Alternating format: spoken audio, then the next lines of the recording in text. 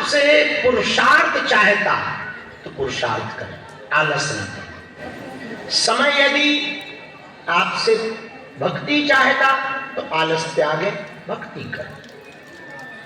अब ये प्रश्न उठता है कि हम कैसे निर्णय लें कि समय क्या चाहेगा। वो आपकी आवश्यकता ही आपको बता सकती है, आपको आवश्यक क्या है। घर पर माता पिता भूखे बैठे हो और तुम वृद्धाश्रम खोलो,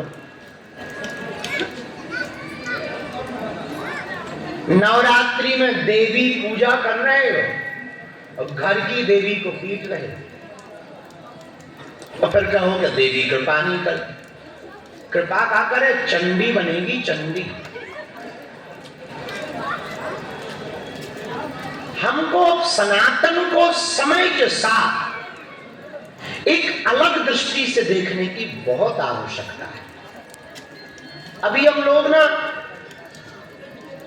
रूढ़िवादी परंपरा में बहुत फंसे रही होगी, कोई मजबूरी पुराने लोगों की, कोई कारण रहा होगा, उन्होंने वैसा किया। जरूरी नहीं हम भी वैसा करें। समय के साथ यदि परिवर्तन होना चाहिए, जैसे कई घरों पर बलि प्रथा, अब समय के साथ किसी पूर्वज ने वंश वृद्धि के लिए या घर पर कृपा के लिए किसी देवी को कह दिया होगा कि एक जीव की बलि देंगे, पर वो तो बहुत पुरानी बात है। अब हमको थोड़ा सोचना पड़ेगा कि हम जिस देवी की उपासना, देवता की उपासना कर रहे हैं, यदि वो किसी जीव की बलि ले रहा तो वो देवी कैसी। मां तो जन्म देती, प्राण थोड़ी लेती, और जो प्राण ले वो मां कैसी। मां तो जीवन देती है। तो कल तक हमें जरूरी था, पर आज हमें नहीं लगता कि वो जरूरी है। उसके लिए बहुत उपाय। तुमने देखा नहीं, तुम्हारे घर पे जब पंडित जी आते हैं पूजा करने, गणेश जी नहीं होते हैं तो गोबर के गणेश रख देते हैं, और गोबर के गणेश ना मिले, गोबर ही ना मिले, अब आजकल तो गोबर ही मिलना कठिन, तो सुपारी रख देते हैं, और सुपारी ना भी मिले तो नारियल रख देते। ऐसे ही बलि की जगह नारियल, नींबू या कुम्हड़ा की बलि दी जाए। ज्यादा है तुम्हें लाल लाल कुछ देखना है तो कलर लगा देना। नींबू काटने के बाद थोड़ा रंग गिरा देना कि लो माता, नींबू कट गया हो, रक्त भी निकला।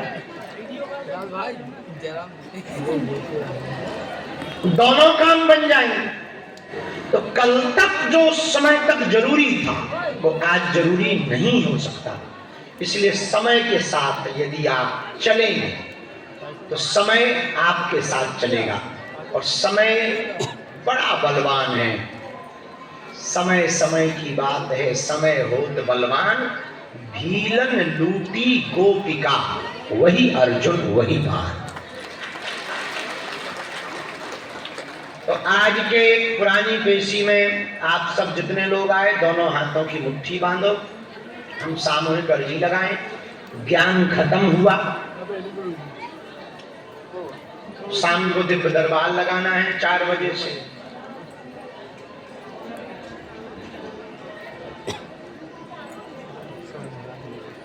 कहो, हे बागेश्वर धाम प्रभु, हे बालाजी महाराज, हे सन्यासी